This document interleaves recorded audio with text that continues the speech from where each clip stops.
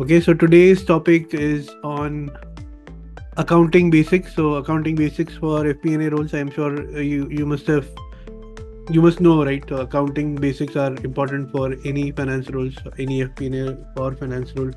So this is the topic for today, and we will begin the quiz, which is who wants to be an FP&A ninja, and this is brought to you by our sponsors.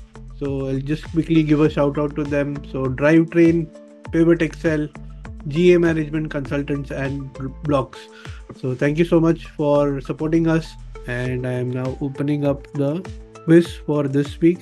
The topic for this week is accounting basics, and I see 8, 12, 16 people on camera. So I think these are the people who want to win the prizes. Okay, so let me just start sharing my or start hit the start button now. Do come on camera if you're planning to win or if you want to win prizes. So let me just hit the record or the start button. Okay, so there you go. You see the link and the game pin. You have to join the quiz as soon as you can. Okay, so it's already 9:14, and I see all of you, or most of you are have joined. 25 people here and 35 people. So excluding me, 34. So maybe 7, 8 people are not just observing. Okay, so I'll hit the start button. Pin is 153407. As you see, it's on the screen. Also, it will be there at the bottom of the screen just in case if you drop out for some reason in between. Okay, so you can join it back. Okay, so let me hit start. So let's go 3, 2, and 1. Okay, so the topic for today is accounting basics, and let's start the quiz for today. Okay, let's me just read out the first question for the day. So, what is the primary difference between financial accounting and management accounting? Difference between financial accounting and management accounting.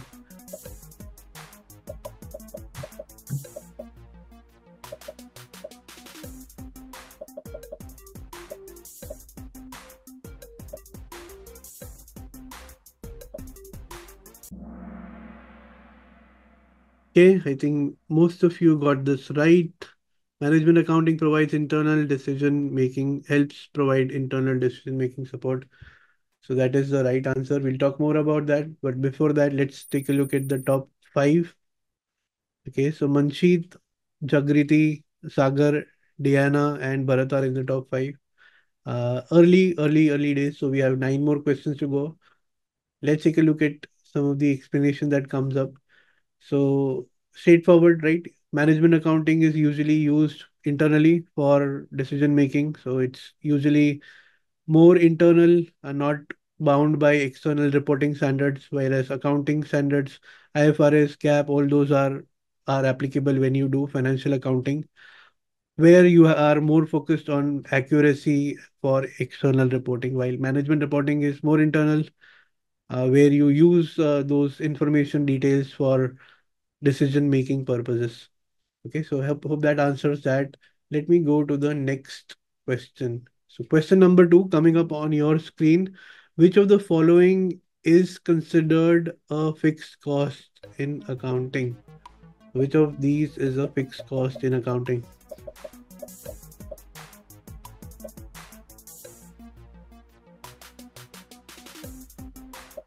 Okay.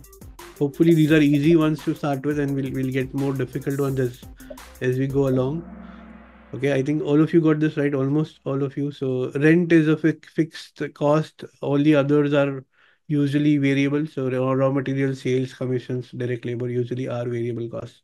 We'll see more about that. Before that, let's take a look at the leaderboard. Okay, so some changes. I see Sagar in the top two now, in the top five. Ayushi Batania has also joined in the top five. Let's go to the explanation before we go to question number three. Okay.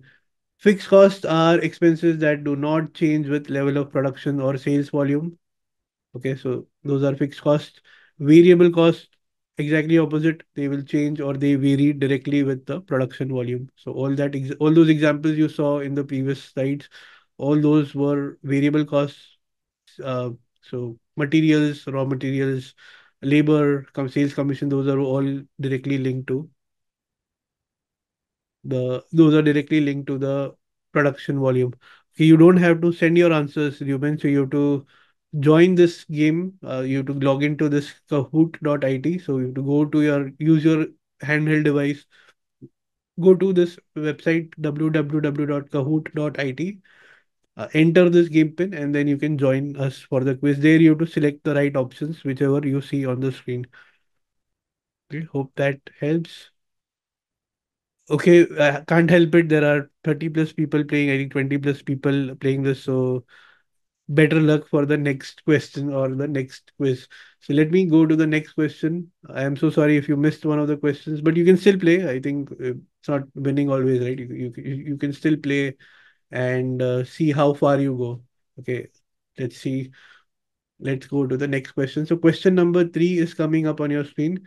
What is the purpose of depreciation in accounting? Depreciation, guys. So easy one.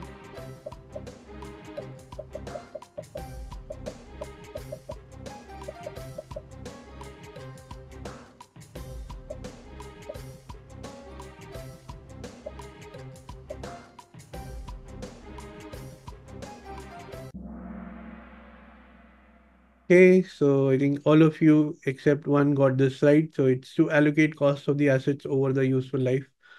More on that. Before that, let's take a look at the leaderboard. Okay, I think mostly same, one or two ups and downs, but very close. Top one and two, I think 2600, 2600, just few points, and then second, I think third and fourth are also neck to neck, as well as number five. So I think these are all very close to each other. Let's see what happens in the next question. Okay, 10 people. It says 10 people have answered three questions back to back. So well done, 10 of those. So let's go to the fourth question. Before that, I think there will be some information gyan on depreciation. So depreciation, everybody know, I think everybody should know this, is an accounting method used to allocate costs of assets over its useful life. That was a question.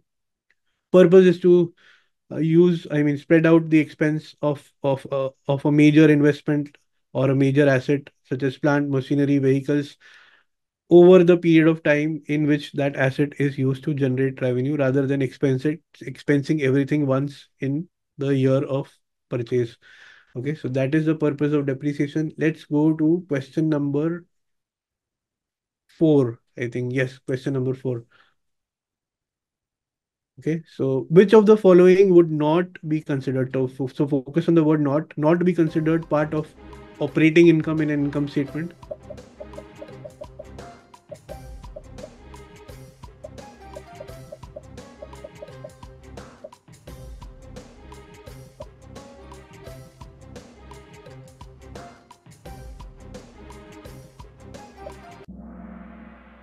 Okay, so interesting. So right or the wrong answer which you have to select is interest expenses, which is not a part of the operating, profit. So let's go and see the leaderboard. Okay, so Venkat has entered the top five. So let's see how this goes. And I think Gaurav's name in somewhere bottom, so up nine places. So Gaurav, you should continue playing. Yes, maybe you might never know. You might get to the top five. Okay, so let's go to the next slide. Okay, so yeah, the question was which of the following would not be considered part of operating income in an income statement. So usually when you prepare an income statement, you prepare operating profit and then you get to the EBIT level, which is earnings before interest and tax. So usually everything above the EBIT is your operating expenses, which represents the core business activities. Okay, so that those excludes any cost not directly related to business operations. Interest expenses usually is part of financing of the business. So it's not a core activity of the business. So that's why it comes below the earnings before interest and tax. And that's why you see interest expenses not being considered a part of the operating income while you prepare the income statement. Hope that clarifies the answer, let's go to the question number five, which is coming up on screen.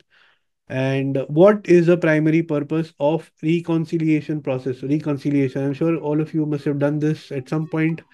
A very painful process. I remember when I used to do this 10, 15 years back. I still hate it. But what is the primary purpose of the reconciliation process in accounting?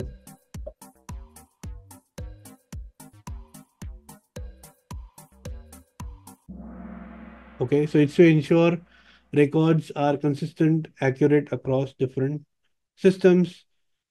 Okay, so that is the correct answer. Hopefully, that was given. I mean, everybody got that right. Okay, I think all of you have done reconciliation, so everybody got that right. Let's go to the next one. Before that, the leaderboard. And we see Venkat, Aisha in the top five, and Manjeet, Ayushi, and Batania in the top three. Okay, it says Manjeet has had five correct answers back to back.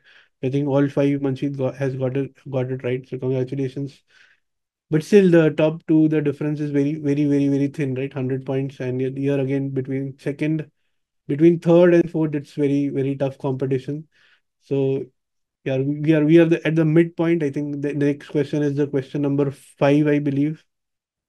Okay, let's go to question number five or six. I don't remember. But before that, yeah, I don't think we need this, right? You already know this. All of you answered that, right? So reconciliation process ensures that financial records from different sources are in sync. And examples could be bank statement reconciliation with your internal ledgers. Okay, that could be one of the most common example.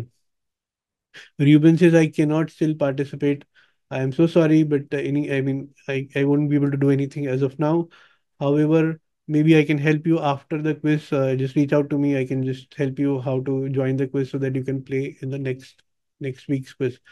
Okay, so let's go to the next question, which is on screen now. Which of the following accounting principles best explains the need for impairment testing for long-lived assets?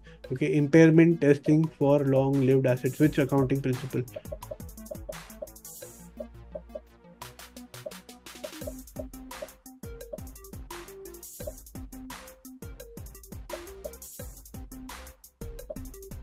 Okay, and there you go.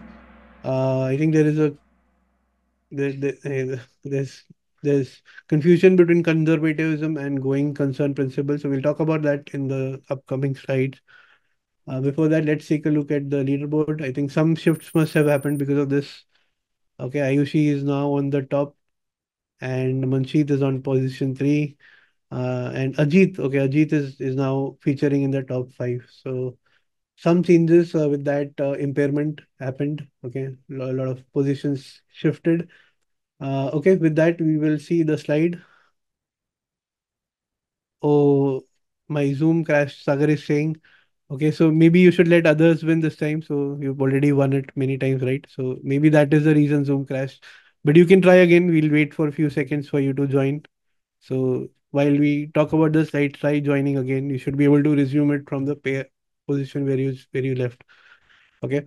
So impairment, the conservatism principle was the right answer, right? That was a question.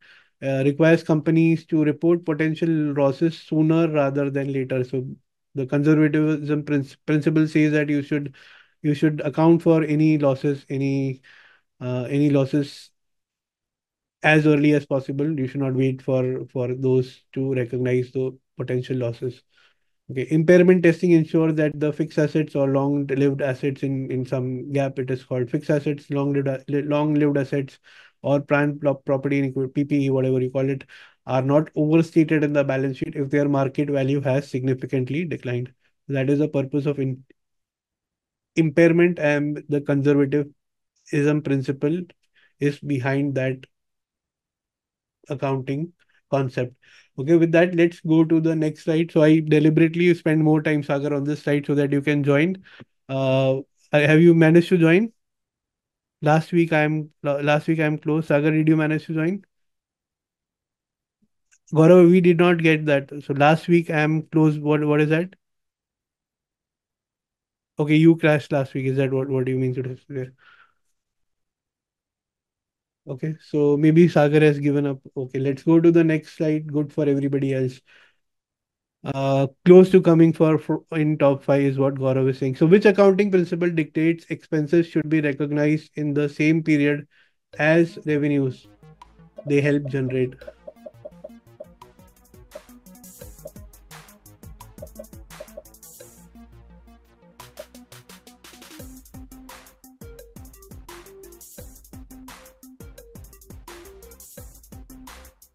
Okay, and three, two, one. Okay, I think most of you got this right. I think majority of you got this right, not most, but matching principle is the right answer. And let's see, I think this will shake the leaderboard some way.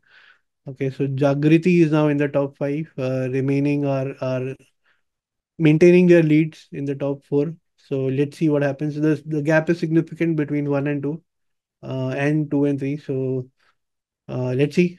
Still three or four questions to go. Let's see the next slide. Uh, Okay, so matching principle requires expenses to be recorded in the same period as revenues, as which I mean revenues that they are associated with.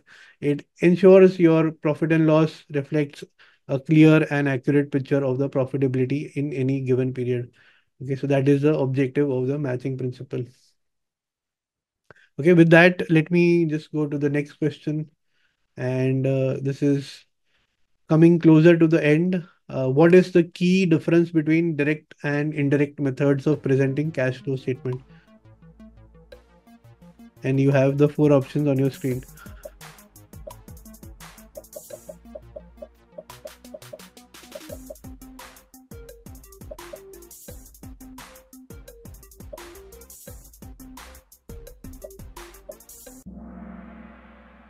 Okay, so it is the way net income is adjusted for non-cash items. That's the right answer. I think most of you got this right. Let's see the leaderboard. Okay, so Ayushi is maintaining the lead. Congratulations. And we have the top five. I think Diana is in the fifth position now. Let me see if everybody is on camera. Yeah, I think everybody is on camera. Let's go to the next question.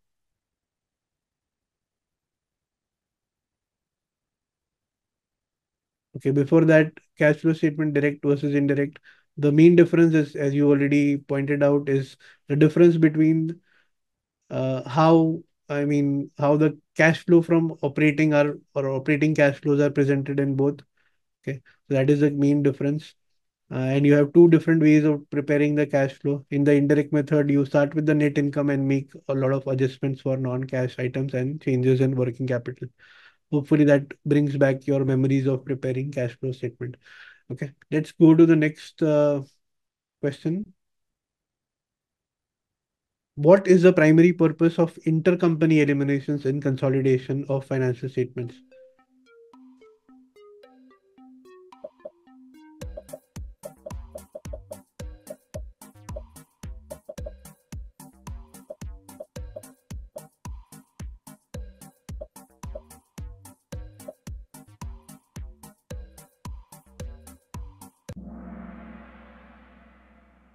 Okay, so most of you got this right. So maybe we'll not spend too much time on the slide. I see some changes, but not a lot. Ayushi has nine back-to-back correct answers. Diana is now moved to position four, and Jagriti is on now position five. But not a lot of difference between fourth and fifth position. And also second and third, I believe it's just one right answer or one wrong answer. But it'll be tough to beat Ayushi, I feel. Let's see what what what we don't have this time is a confusion between the two Gaurav. So there's no Gaurav in the top five. So that is a good thing for me. Okay, let's go to the next question.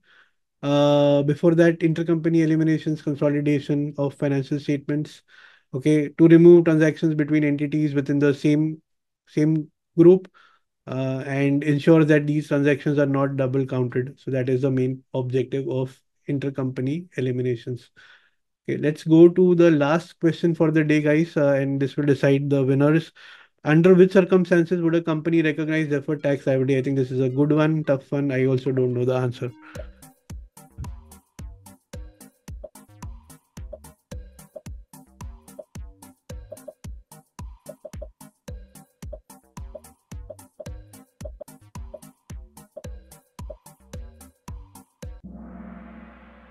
Okay, so I think yeah, the tax depreciation lower is lower than the accounting depreciation. That is seems to be the right answer.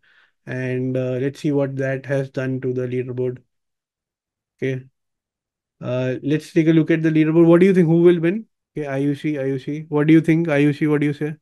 Okay, let's go to the. Yeah, I'll need to unmute people. Let me do that. Let me just unmute, unmute, unmute, unmute, unmute, unmute, unmute. Okay, yeah, now I think you should be able to unmute yourself if you want to. So Ayushi all the way, and Ayushi, what do you say? How was your last? Did you get it right? Yes. Okay, so then there is no debate. So let's see the results. And on position three, we have Batanai, and we have him on the screen. So congratulations. On position two is Manshit, and on first position, everybody knew that. So congratulations, the top three, and also RF, and I missed the who's on position four. Okay, so position three and sorry, position fourth and fifth, which is uh, you will receive FP&A Foundations bundle. Position two and three, you will receive the FP&A Launchpad bundle, which is the self-paced version of our FP&A masterclass.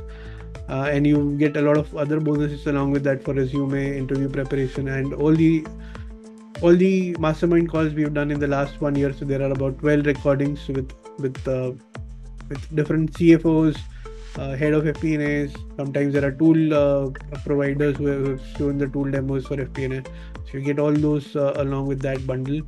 And the first prize is FP&A Masterclass. So the next batch is starting on 21st of September.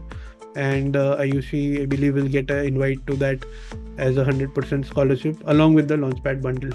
So congratulations to the winners and the runners up. That brings us to the end. Before that, quick announcements that you can get and you can go and buy the FP&A Launchpad bundle using the code at a 70% discount. It's available on the website. Uh, Two programs we are starting uh, next few days. One is AI for Finance and FP&A, which starts on 14th of September, and I already talked about the FP&A masterclass, but there is a 6 month certification which is global certified global FP&A, which is our CGFPA certification, for which the second round of applications are opening tomorrow. The first round of applications have already closed, and about 10 people have already joined. But we usually do it in 2 rounds or 3 rounds. So the second round of applications will be opening starting tomorrow. So just in case if you are interested, you can go to the website and check the brochure of the CGFPA program and make an application. Okay, that brings us to the end, which is thank you, and we'll take questions. Next quiz will be on 19th September. The topic is Excel, so your favorite topic, which is Excel for FP&A. So hopefully that will be a fun quiz as well.